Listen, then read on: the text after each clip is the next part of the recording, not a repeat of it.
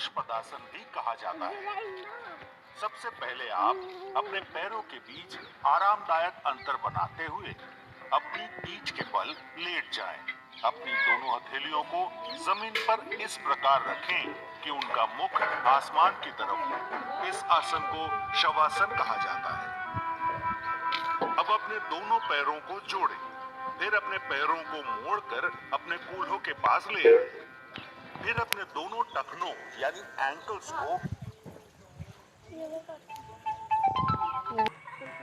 अब धीरे धीरे सांस अंदर लेते हुए अपने कूल्हों को जितना हो सके उतना ऊपर उठाएं, जिससे आपका शरीर एक सेतु यानी पुल का आकार ले ले। सुनिश्चित करें कि आपका सर और कंधे जमीन पर हों और आपके घुटने और पैर एक ही सीध में हों। इस अंतिम मुद्रा में अगर आप चाहें तो अपने हाथों से अपनी कमर को सहारा दे सकते हैं। इस स्थिति में सामान्य रूप से सांस लें और छोड़ें और 10 से 30 सेकंड तक रहें। ये आसन पीठ के निचले हिस्से की मांसपेशियों को मजबूती को ये नाम इसलिए दिया गया है क्योंकि इसे करते समय हमारा शरीर यानी हाथ, पैर और रीढ़ की हड्डी एक त्रिकोण का आकार ले लेते हैं। तो इस आसन को करने के लिए आप सीधे खड़े हो जाएं। अब अपने पैरों को परस्पर आरामदायक दूरी पर रखकर खड़े हो जाएं। धीरे धीरे अपने हाथों को ऊपर उठाएं ताकि वो आपके दोनों कंधों की सीध में आ जाए। सुनिश्चित करें कि हाथ एकदम सीधे और एक स्तर पर हो, ऊपर नीचे या आगे पीछे नहीं। अपने बाएं पैर के पंजे को सीधा रखते हुए अपने दाहिने पैर के पंजे को 90 डिग्री घुमाएं।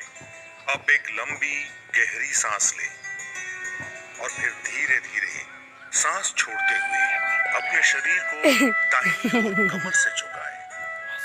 दाहिने हाथ से अपनी दाहिनी एड़ी को छूने का प्रयास करें और अपने बाएं हाथ को ऊपर आसमान की ओर उठा लें।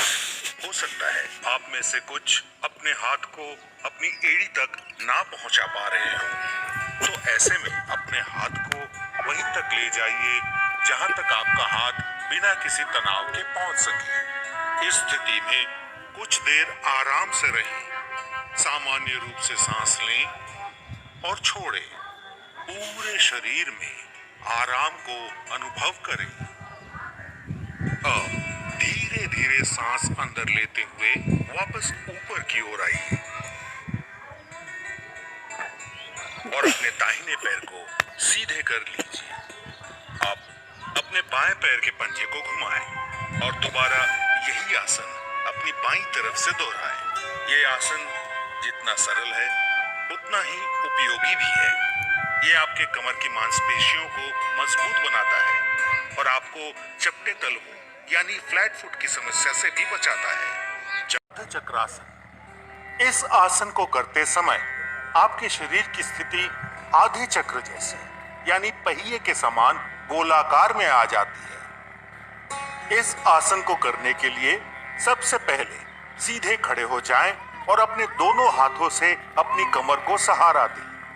ध्यान रखें कि आपकी सभी उंगलियां जुड़ी हुई हों ताकि आपकी कमर को अच्छे से उसकी पकड़ मिल सके।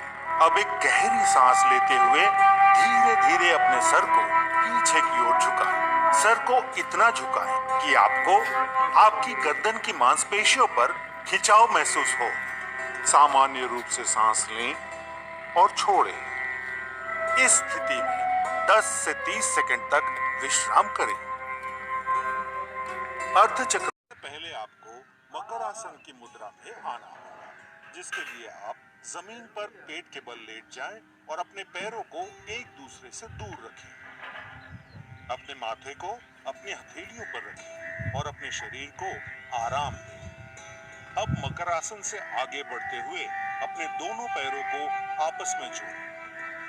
अब अपने दोनों हाथों को अपने शरीर के समीप इस तरह रखें कि आपकी हथेलियां आसमान की ओर हों और आपकी ठोड़ी जमीन पर हो। एक गहरी सांस लेते हुए सिर्फ अपने नितंब यानी कूल्हों की मांसपेशियों के सहारे अपने पैरों को जमीन से ऊपर उठाएं।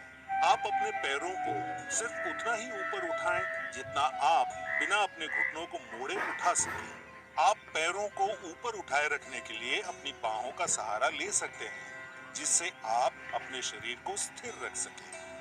अब इस स्थिति में सामान्य रूप से सांस लें और छोड़ें और 10 से 20 सेकंड तक